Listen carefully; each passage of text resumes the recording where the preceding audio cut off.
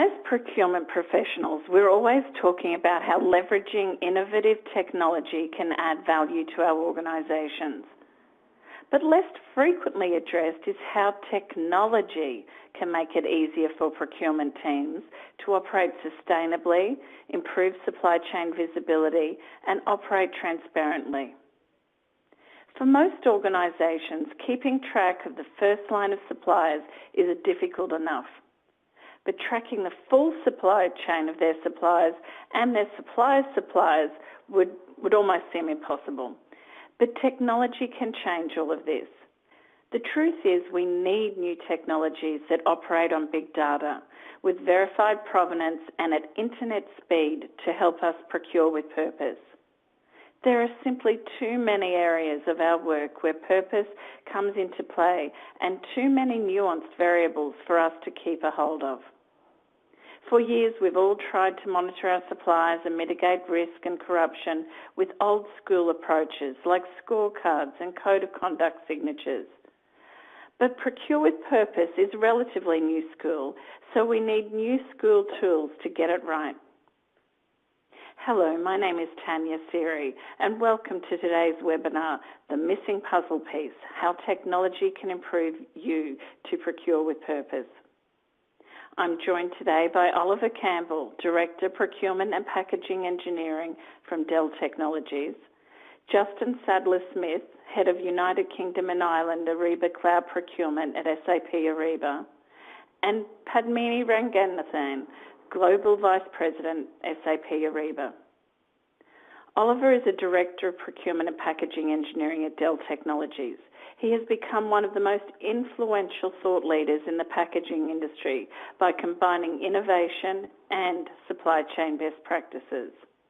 Under his leadership, Dell introduced industry-changing materials such as bamboo, mushroom, and moulded paper pulp for more environmentally conscious packaging.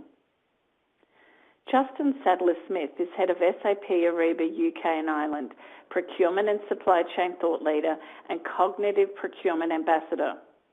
He is one of a growing number of procurement leaders around the world who helps procurement and supply chain teams ensure that fair labour practices are in play across their global supply chains by harnessing innovative technology and increasing competitive advantage. Padmini Ranganathan is Global Vice President, Products and Innovation for Supplier Risk, Compliance and Sustainability Solutions for SAP Ariba. In this role, she is responsible for product strategy and engineering and leads a team of experts focused on delivering solutions that enable risk-aware, sustainable and ethical supply chains. Welcome to you all. Let's kick off our discussion with you, Justin. I know that our community would love to hear your thoughts on this issue because although we're constantly talking about leveraging innovative technology to add value to the business, we're not necessarily talking about how we use this technology to procure with purpose. So why do you think that is, and how can we improve it? I mean, how can we communicate the importance of using technology with purpose-led procurement? Yeah, so Tanya, look, it's an interesting question, but it comes into two levels, I think. One is at a board level, and traditionally the purpose piece has not really equated to the business value before. So therefore, when KPIs are being set for procurement, that's not typically or hasn't typically taken into account the procurement with purpose element, because the value hasn't been understood. I think that's changing. I think it was a checkbox exercise before, predominantly focused on trying to really handle the regulatory issues and the cost and audit issues that were coming through from not understanding your supply chain effectively. But I think now people, particularly at a board level, are starting to understand the business benefit of doing this stuff. And thank God they are, because when we think about how businesses are performing, it is a known fact that the businesses who have a purpose-driven agenda and a good purpose-driven agenda, they're outperforming their competition by a factor of 12 in a stock price element. And that's considerable, and that's starting to get people to wake up at a CFO level in particular. And then now they are now starting to push back their measurements into the procurement team effectively. So I think really the reason it hasn't happened before is because there's been that split of business value against the checkbox exercise. And I think that's starting to merge together now, and I think you're seeing the reality of that, which is the board now pushing procurement organizations to deliver those additional KPIs. And you can see that in the expansion of the annual reports around sustainability in particular. And also the legacy of CEOs as well. They get into the point where they're thinking, what am I doing for this organization? What's my legacy going to be? The legacy is not a bad one if you can try and show how your business is improving the planet as well as actually having good business and having good business results as well. So I think a combination of all those things is, one, why it hasn't really happened before, and two, really how we can communicate it more effectively moving forward. It's not just good for the planet, it's very good for business as well.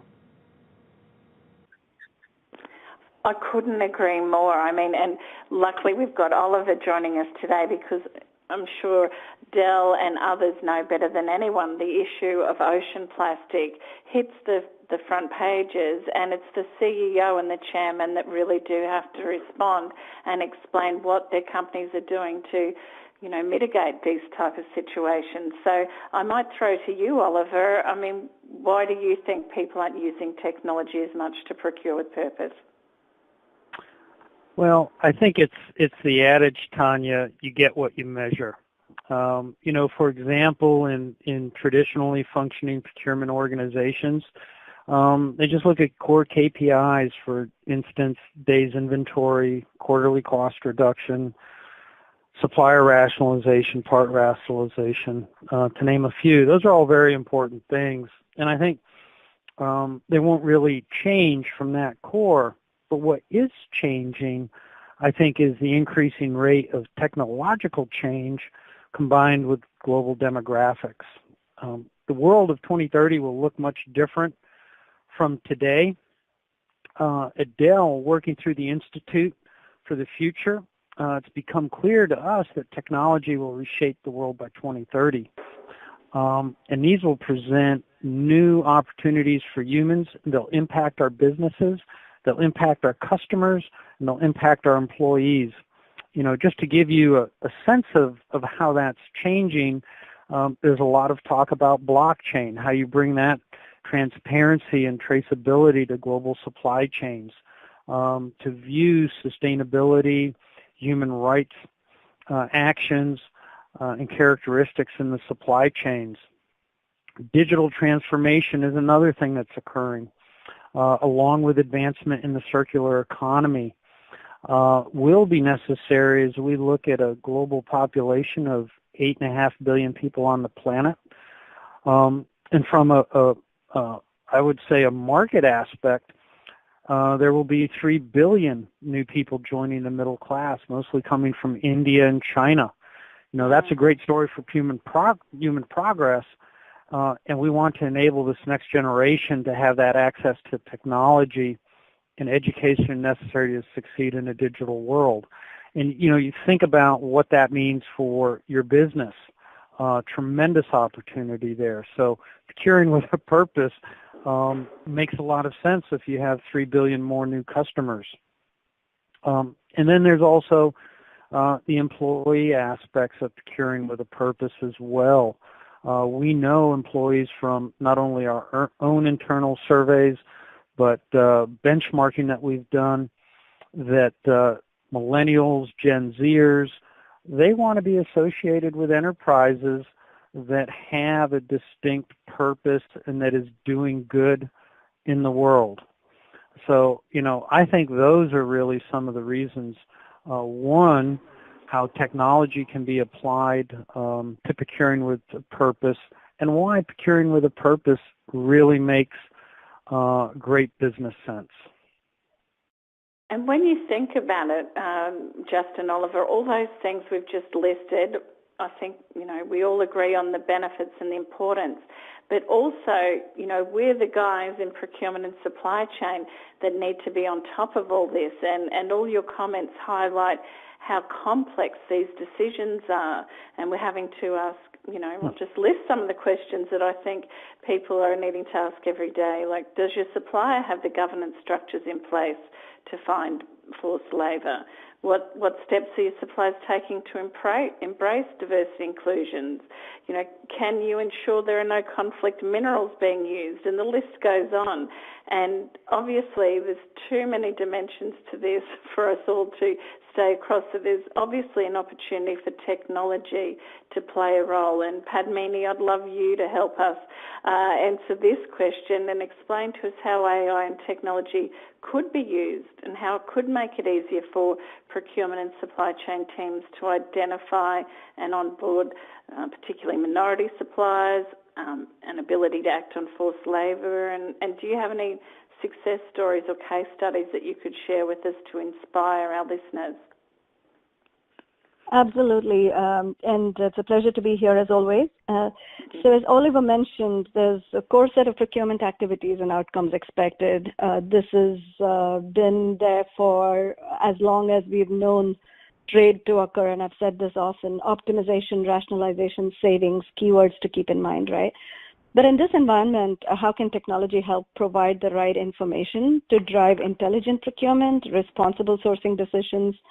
But at the same time, in the new sharing economy, how can this information be shared within your sector or even with your suppliers and their suppliers and bring about a collaboration on responsible actions, right? I think this is where the tipping point would be. And so when we talk about technology, we look at, for example, AI algorithms, right, can definitely mine through large volumes of violations, NGO reports, media, and we are identifying issues that can be tagged as, for example, potential forced labor.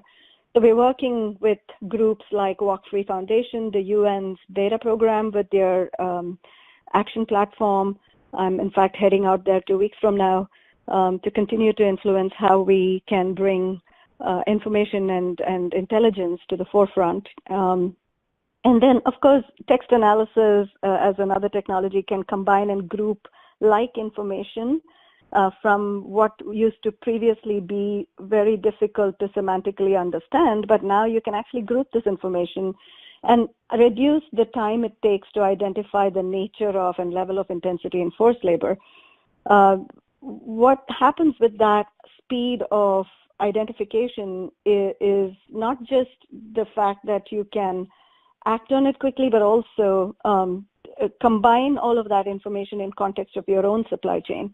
It's easier said than done because within companies, we see that their own data is fragmented. So the very next step is connected data, right? Connecting your own data. And I see companies taking on data lake projects to help connect that data together, which is very, very useful to do because then we can combine this external information with your own context and provide that intelligence to say, okay, here is the list of suppliers. In fact, one of our customers, and I think I'll talk about this one a couple of times today, this is Nielsen, our media company, right? And they have actually taken the steps to consolidate this information, set it in context, and they're not afraid to say, yes, we found this issue in one of our small supply chains. I mean, they're not even a large supply chain, but even so, taking that accountability to say, however small, we will take this action. Not only that, we will actually provide that information to our customers on our corporate website. So there is publicly available information on what they're doing to collaborate with their suppliers on forced labor that was identified. What are they doing to take it to supplier and actually create an end-tier program? And that's huge. I think that's the transparency that we want. Now, we also have success stories of companies who have, of course, put up policies and controls because they are operating in a compliant and regulatory environment. So large teams of legal risk and compliance officers conduct due diligence activities, but this causes a lot of fatigue, right? Within the procurement organization, it delays the procurement and contracting process while the due diligence is going on. Yes. And it creates supplier fatigue because they have to answer and respond to hundreds of similar questions from hundreds of customers, which is a low value add activity. It's not really promoting their growth, right? Yes. So what we've done with technology now is that we are combining these policies and controls with the external information to identify those critical areas of due diligence. So we're calling it inherent risk exposure. And so your due diligence now can be right-sized to improve the costs and efficiencies, but also make sure that you're identifying those risks and catching those issues in time for mitigation. And further ongoing monitoring helps as well. And again, that's another technological possibility because we can connect data and connect information together. So I know you mentioned a little bit about diversity and minority suppliers, so let me touch upon that quickly. What's going on in that area is very interesting. More and more mature companies are shifting from reliance on certifications to really look at factors that influence diversity in practice. So what I'm seeing is, yes, it's important to develop a diverse supply base, but is it ownership and certification based, or which is of course important in areas where you want to use it for tax breaks and avoid penalties, right? But companies are shifting now to what constitutes supplier diversity in my supply chain. And so open data initiatives combined with government's own initiatives on open data, I mean, we have our own. In the U.S., Philadelphia is a great local government example of open data initiative, promoting the transparency, accountability, and value creation, right? So yes, there is a pre-certification process, but these pre-certified companies and access to that database becoming accessible via distributed search platforms. So when we then bring that in and put that distributed search into our buying process, we surface these pre-certified factors as intelligence drivers, so and they're able to influence selection of diverse suppliers when a shopper is looking to purchase something. So it's really decentralizing this decision making, not making it very data collection driven, but actually making that simple so that every shopper in a company, a corporate environment, is able to automatically find the right supplier, the diverse supplier, and therefore increase spend with diverse suppliers, not spending that upfront enormous amount of time collecting certification data. That's not the point, right? The point is to drive that spend to those suppliers. So again, we're seeing how technology can influence shopping rather than just thinking about humongous efforts in data collection. So I just wanted to bring that out also as areas that we are seeing customers driving towards is democratizing that shopping influence across their user base rather than centralizing it in procurement.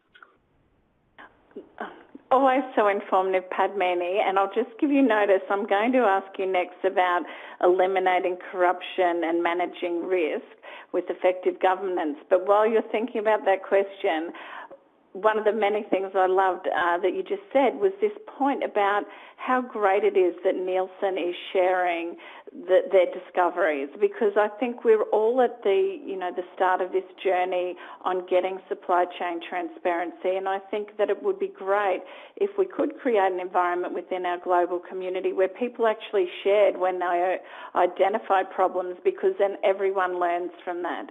And, there's something really valuable in that, I think, that would really help everyone.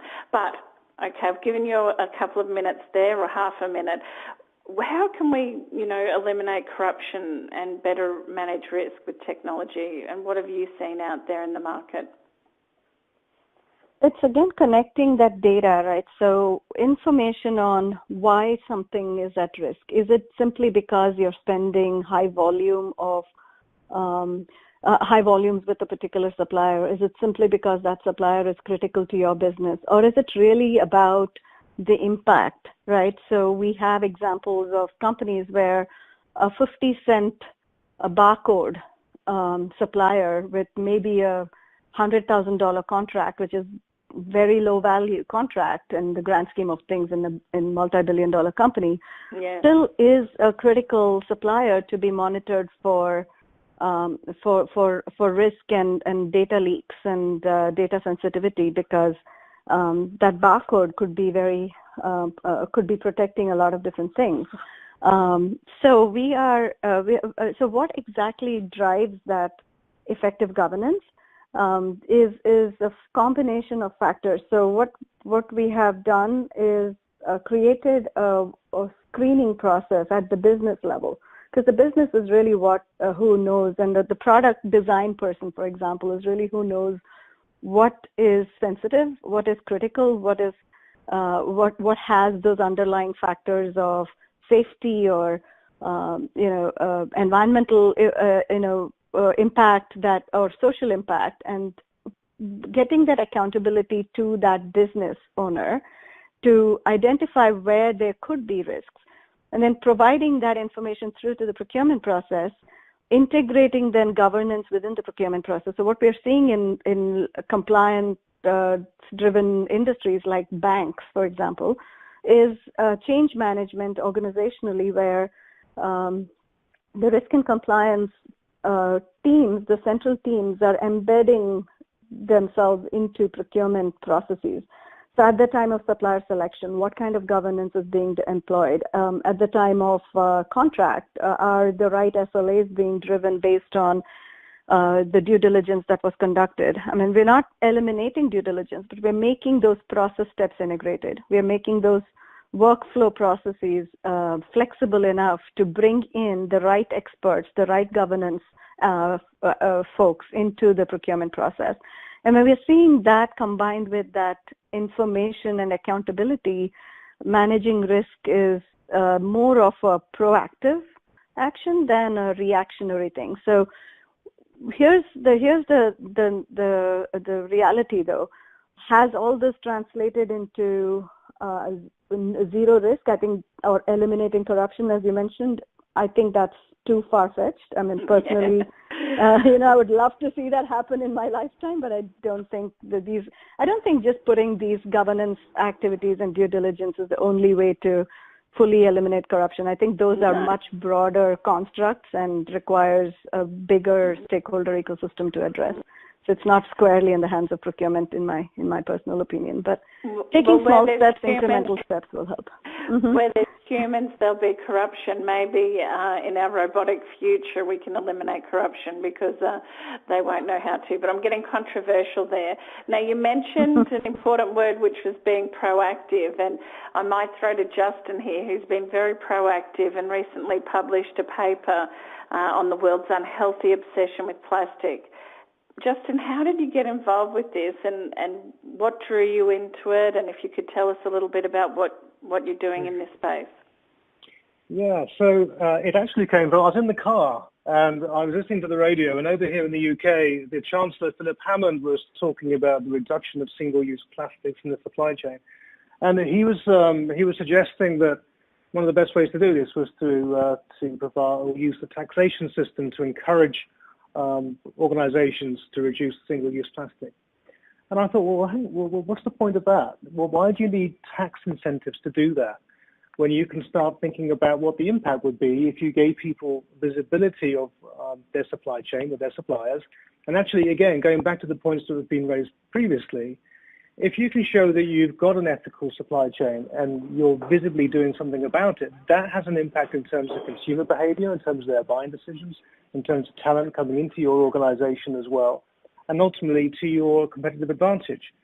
So, okay, so if we have that as an established fact, how do we give people more visibility in their supply chain of their suppliers who utilize single-use plastic? And there's many areas that we can do that with. So that's what drew it to me in the first place. I just thought, well, hang on, procurement is in a fantastic position to try to encourage people to reduce single-use plastic and then equate it back into their CSR agenda, their sustainability agenda. And if we can give people more data and viable data through the multi-tiers of supply chain, that's got to be a good thing. That has to be a good thing that they can leverage in terms of their overall sustainability agenda. So, even looking at simple things, around assessments, for example, and supplier assessments, being able to do that effectively, not just in your initial tier, but your suppliers, and your suppliers. So going through the multi-tiers to understand where single-use plastic can be engaged. And the facts are shocking. I mean, they really are.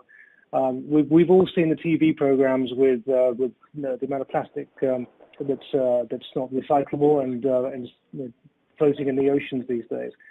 But an awful lot of people have got some big incentives to reduce single-use plastics at the moment. So one of the key ways of doing that is to assess your supplier base more effectively at the beginning. And you can do that in multiple ways, but technology has to be at the forefront of that and can do so with scale and with volume. And going back to the comments raised earlier again, at speed. And that's what's really, really important, to do this at speed. So certainly looking at supplier assessments and being able to incorporate questions around certification, for example, or for particular types of questions you want to raise around how people are incorporating reduction of plastics in there. And then that drives a behavior with the buying community that then puts into the supplier minds a view to actually responding effectively and doing so, again, quickly. So standardized assessments can be done with the technology piece. So we're educating and able to advise customers in terms of how they use the supplier assessment aspects on our technology, for example, to do that effectively. And then really looking at the category structures and the supplier development themselves around how they can then change the way they go and go to market with their suppliers, and looking at how they can try to understand the commitments that a supplier can deliver to them.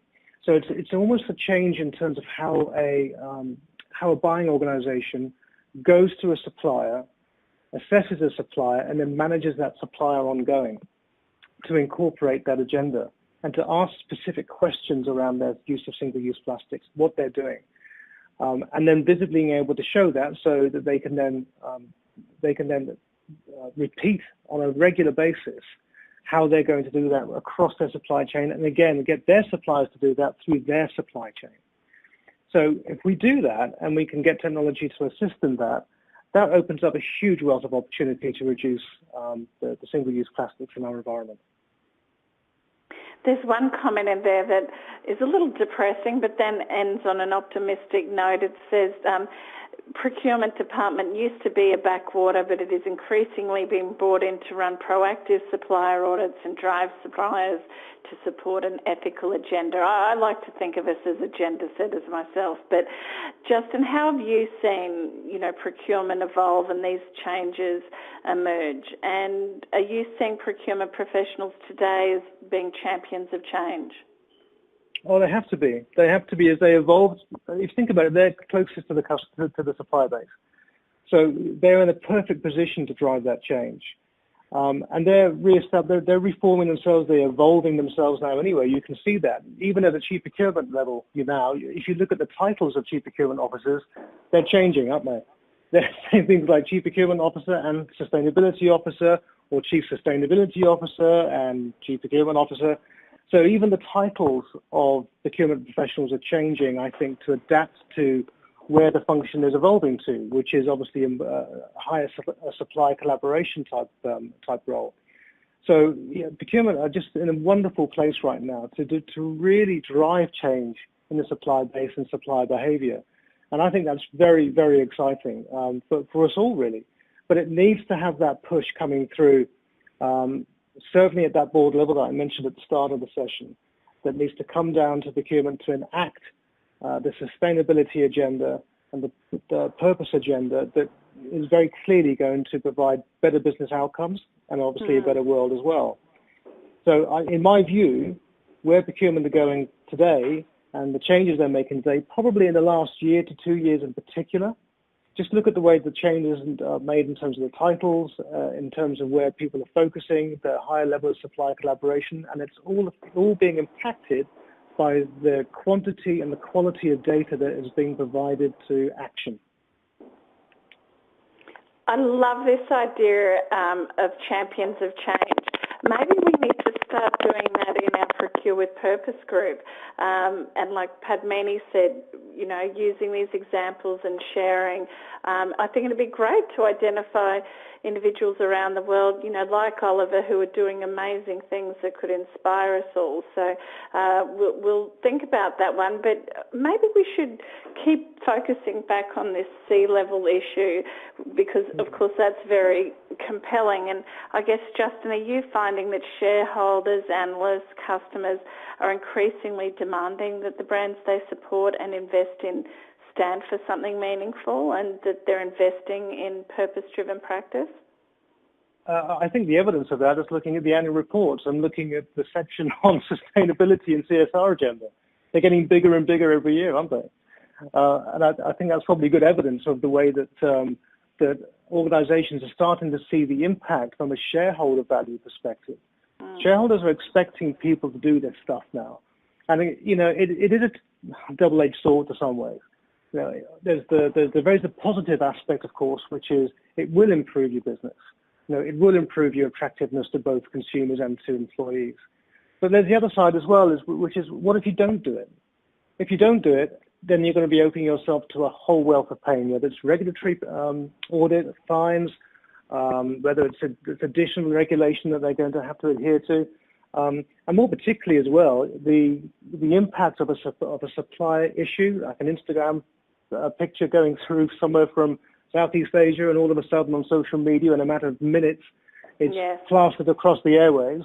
And as a consequence of that, you're looking at a stock price impact typically of those sort of disruptions of between 6 and 12% of your stock price. So these are not insignificant numbers. And I think that's what's starting to get people thinking, because we have more and more horror stories, and we all have increasingly more horror stories as we get more transparency and visibility through those multi-tiers of supply chains. When we think about some contract manufacturers hidden away around the world who think they're not going to be impacted by this, good luck. You are. Yeah, no, definitely. It's just a matter of time. It's just a matter of time. So I think you have to look at it in two ways. I think the board are starting to get to a position where they see the value, but I think they're starting to understand the risk in terms of brand impact that it would incur if they don't have control and visibility through their supply chain at multiple tiers. I was, just very quickly, I was at a session a couple of weeks ago, and one of the automotive companies that were there were talking about the impact that Brexit is having here in the UK, and was actually talking about, even before the referendum started to potentially say that there was going to be a Brexit decision, they were looking at, would you believe, 7 tiers in their supply chain to understand what their supply chain actually was.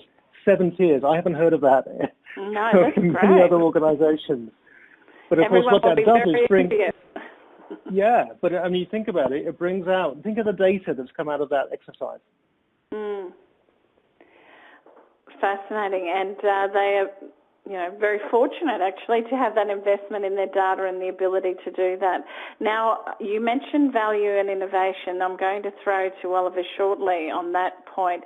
But I think there's another opportunity in what you said, about it being top of mind and taking up a lot of the annual reports. And I think that's a real opportunity for supply chain and procurement professionals, because often you see these great initiatives often on the front page or, pages 2 and 3. So maybe we could throw that out to our community as a bit of a challenge, get your supply chain innovation project somehow featured in the annual report for all the right reasons, of course.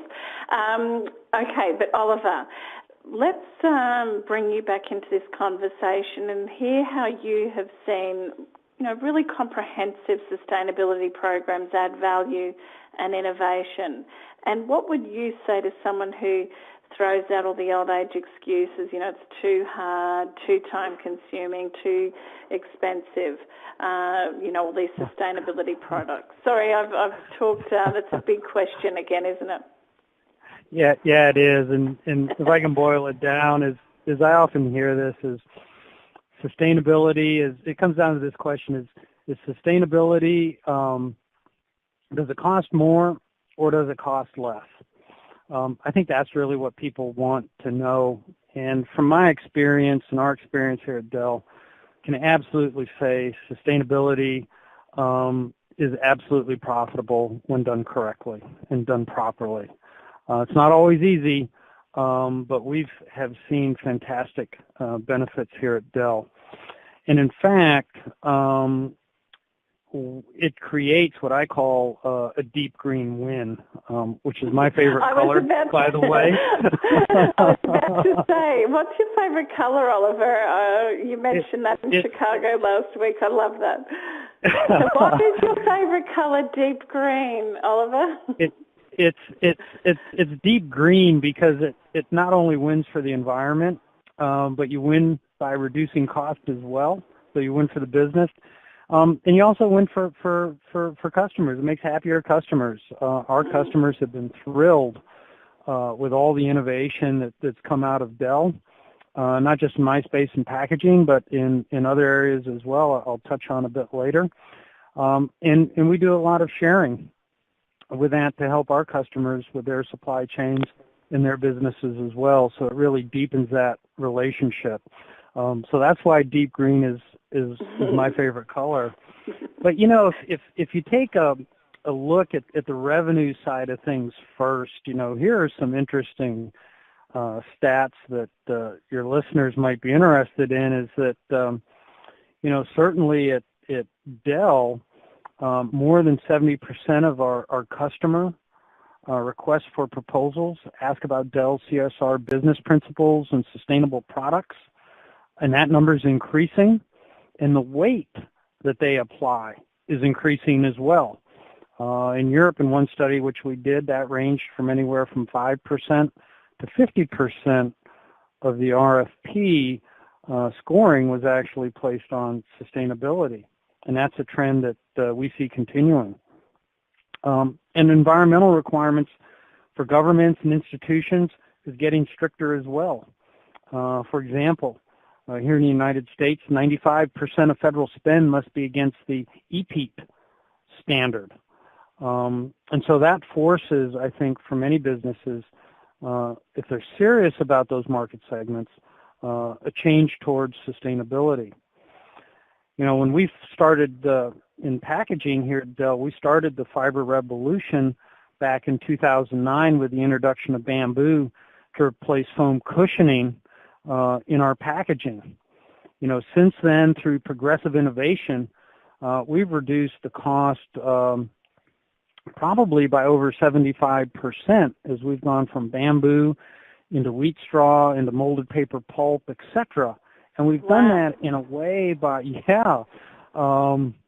we've delivered fantastic value to the business and our customers. And we've made it easier for our customers to be green. And what that's done is that type of innovation actually breeds more innovation. It breeds others coming to us with ideas and saying, hey, Dell, I got an idea. Would you guys be interested in it? So it starts to create these innovation pipelines. And that's what sustainability does. And I'll back up here a bit. In 2010, when we started to see the impact of this, we started to think about what would be our sustainability goals. What do we want to hold ourselves against? Because as we spoke about earlier, you know, you get what you measure. And so in 2015, we put in place the industry's first objective around sustainable, recyclable packaging, and that we'd have 100% by 2020 is our target. We're currently 95% of the way to that goal. And that goal has driven cost reduction.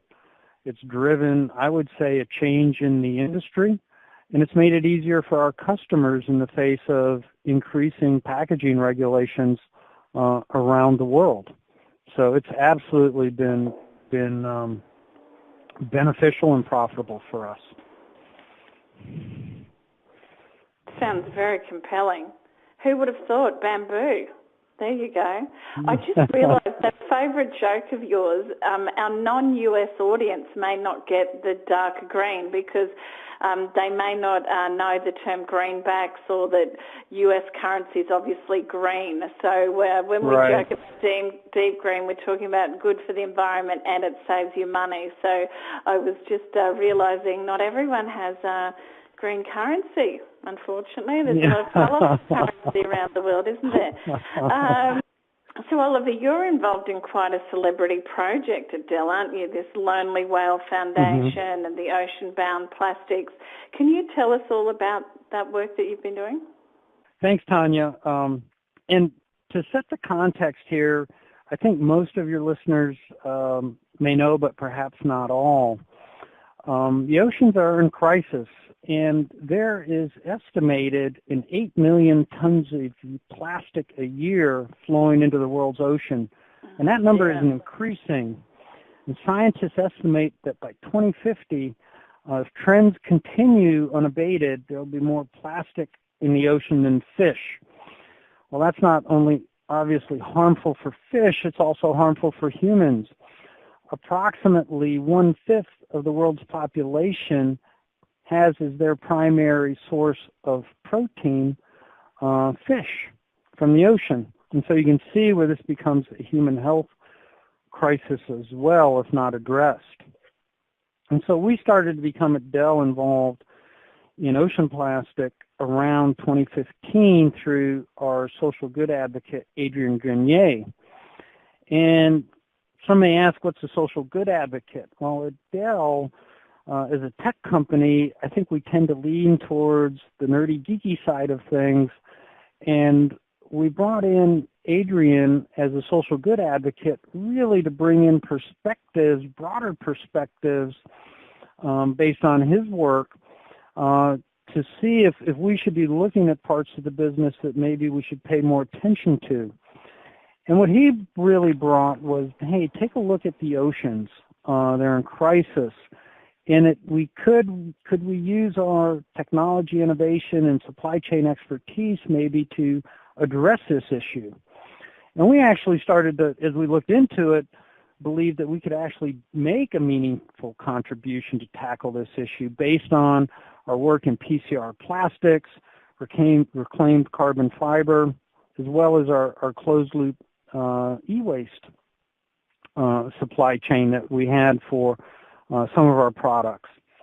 And so then by conferring with leading researchers such as Jenna Jambeck at the University of Georgia and 5 Gyres, we really started to look at how do we intercept plastic from getting into the ocean. So this is the ocean-bound plastic compared to actually taking it from the middle of the sea itself.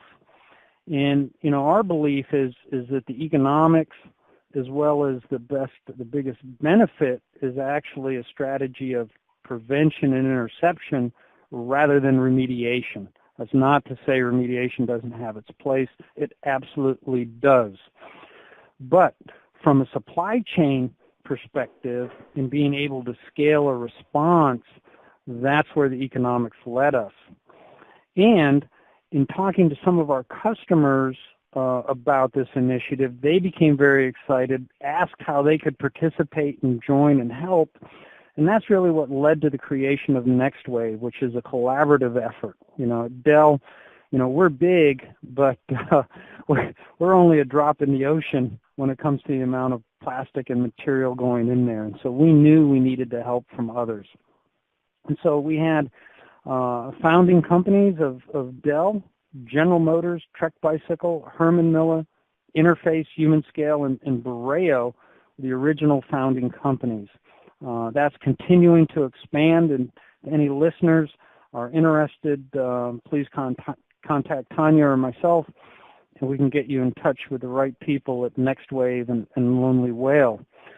But over the next 5 years, we will divert, we believe, more than 3 million pounds of plastics and nylon-based fishing gear from the ocean, which is the equivalent of keeping 66 million water bottles from washing out to sea.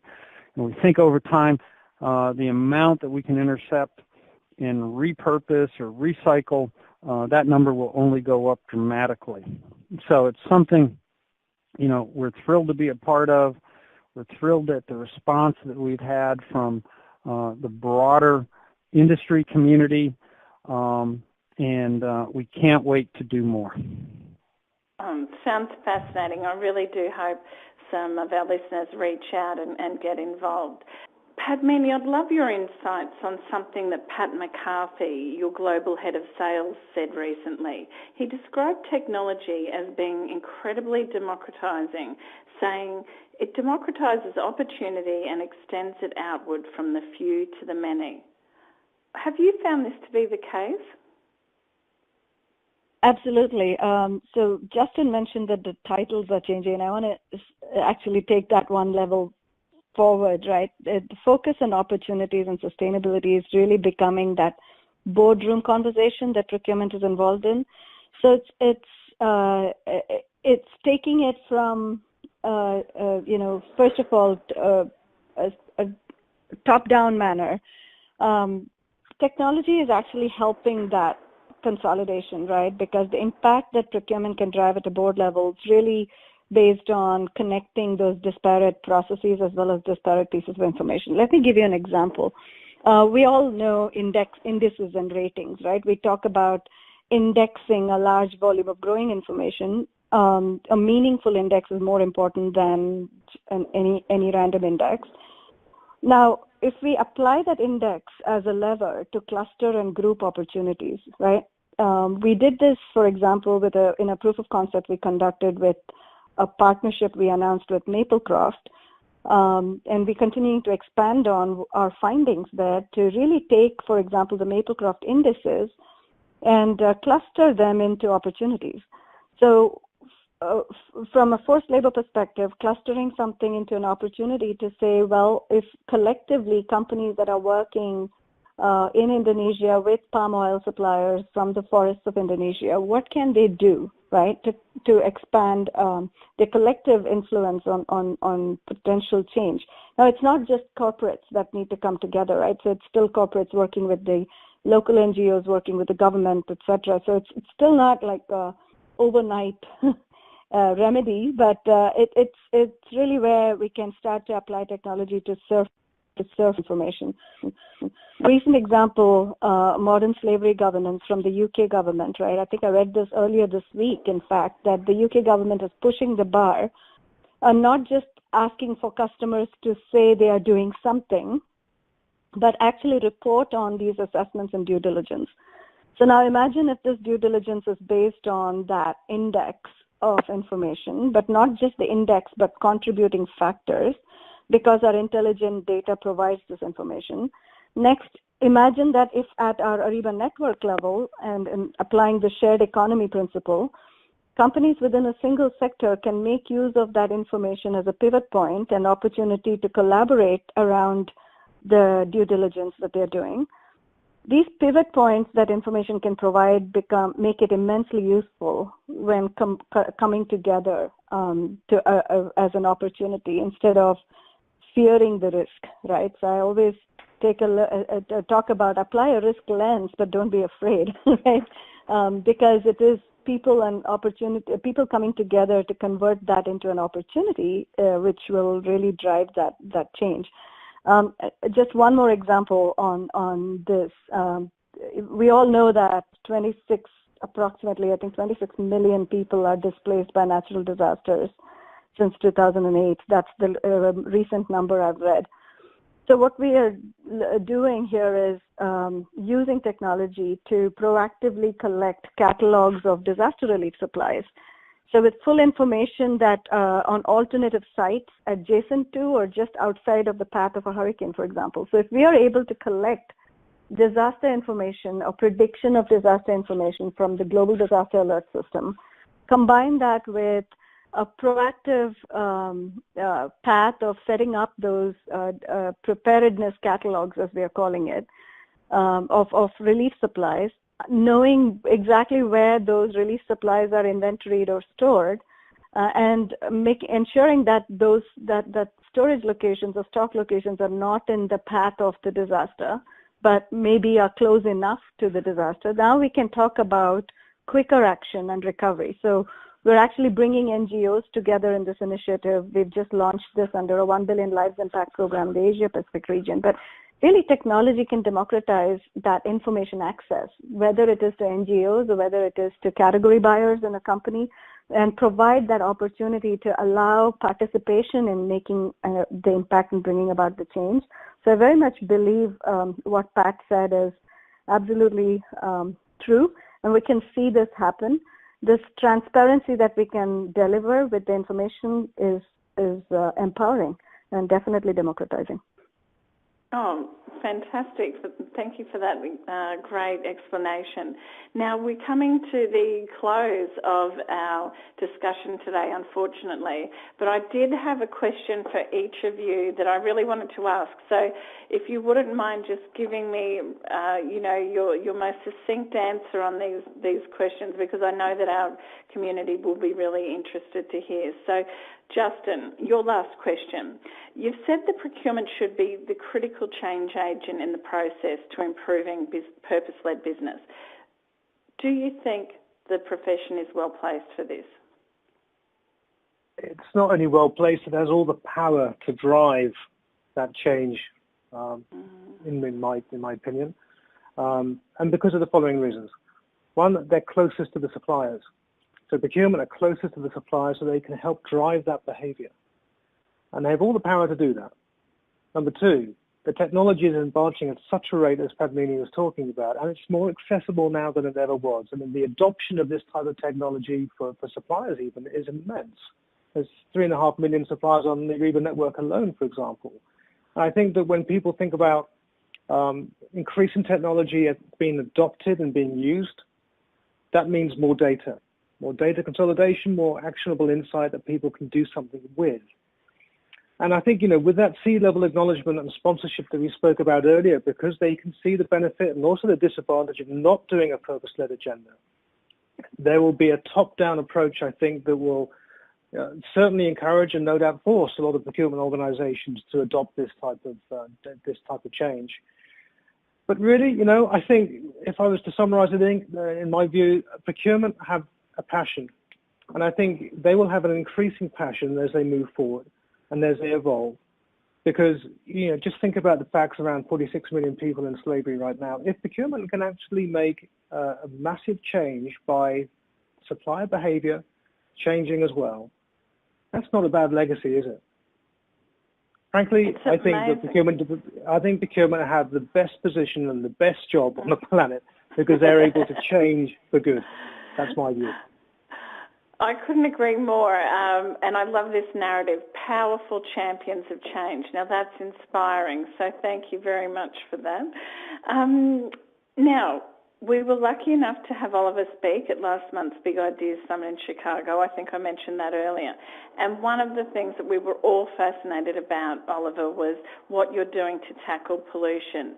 Can you just quickly let our listeners learn about that? Sure, Tanya. I think it starts with, where does that view or desire to tackle pollution come from? And at Dell, I think when Michael Dell started this business in 1984, he wanted really to enable human progress through technology. And from the beginning of the company as one of the original e-commerce companies, we viewed waste as inefficient.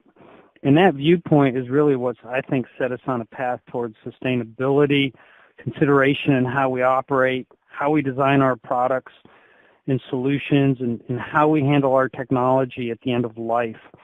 I think those are areas that certainly procurement, supply chain have a very large role in which to play.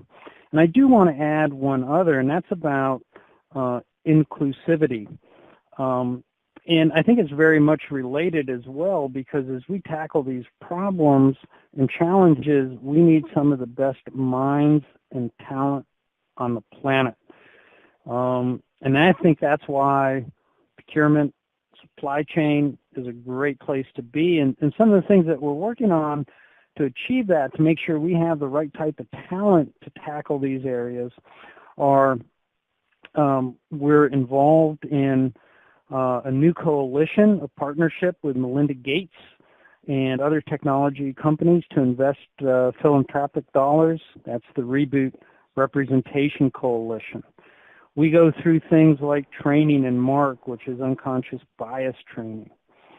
We're enabling an inclusive workforce where 28% of our team members belong to employee resource groups that align with deep areas of interest which they have. We have over 13 groups and 338 chapters across Dell in 60 countries.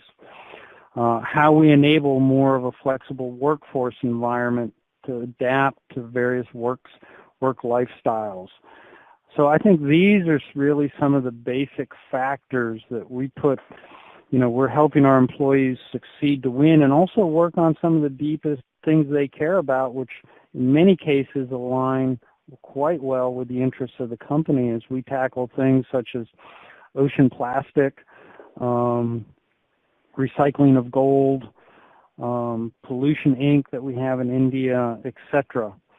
And so we're very excited about what we're doing at Dell, and in working with our customers and in industry coalitions, we're quite excited about what the future holds for circular economy and procurement's role in it. Thank you. Well, thank you, Oliver. Padmini, and I'm delighted to offer you the last question of the webinar, and it's around this interview that you did recently with your CTO, Thomas Benjamin, for the future of sourcing. I think this piece sparked some really interesting conversation about what's holding businesses back when it comes to adopting technology and how big businesses can work to integrate technology-led, purpose-driven practice into all of our decision-making. So do you mind just elaborating on that for our community? Sure, Tanya. So a couple of things, right? When we talk about companies looking at purpose-driven practice, it's a well-known paradigm that when it's not just the what to do, but if you know why you're doing something, it really brings purpose in the day-to-day work. So companies need to start to look at the why, whether that is HBR's, Harvard Business Review's, a recent analysis that employee loyalty and reduced average turnover by 25% to 50% is what companies can achieve if they operate with purpose. And there's another study that they did which said 66% of consumers believe they have a responsibility to purchase products that are good. So why doesn't this apply to corporate purchases, not just consumers? So I think getting to know the why we are doing something is important. Second, Oliver talked about blockchain, a connected data set that we can associate with the provenance of sourced materials. So we're working, for example, with Plastics for Change, talking about plastics, to capture recycled plastic information from the waste pickers' livelihood impact as they collect and segregate recycled plastic, to the segregation attributes, including grading of plastic, to the quality check processes that during that segregation. If all of this can be blockchained and stored and shared in a provenance structure, then imagine if this is surfaced into a packaging product engineer's design process to incorporate into their design decisions. This connectedness of source information to where the decision is being made is really where I think companies that are starting to move towards this are able to make that impact and remove those blockers of adoption. So a great example where producers, designers, consumers in the supply chain can use this information to make a meaningful difference, right? So in closing, my point is let's change this from being a blocker to being open about data collection at source. Technology can help, of course, to generate that provenance structure and shared infrastructure. Buyers and suppliers collaborate closely together, so let's make use of that collaboration to democratize information collection through open data initiatives. And this is where I believe that within sectors or within a geographic region, coming together on a network, companies who want to make an impact and the people who drive these business decisions can come together to collect and share information related to environment and social impact factors, not just cost and quality, but really about environmental and social impact factors. The more this happens, the more we can eliminate the roadblocks in adopting technology to drive purpose in procurement. Thank you. I love it, Padmini, and of course that's why we have started the Procure with Purpose group for people to share all their learnings. But a huge thank you to Padmini, Oliver and Justin for joining us today. It was super informative and really inspiring, and I hope our community feels the same way. If you'd like to hear this webinar again or share it with your colleagues and peers, it will be available via the Procurious e-learning area from tomorrow. If you have any questions, please don't hesitate to ask them in our discussion board and we'll ensure it gets answered for you. Thank you for joining us.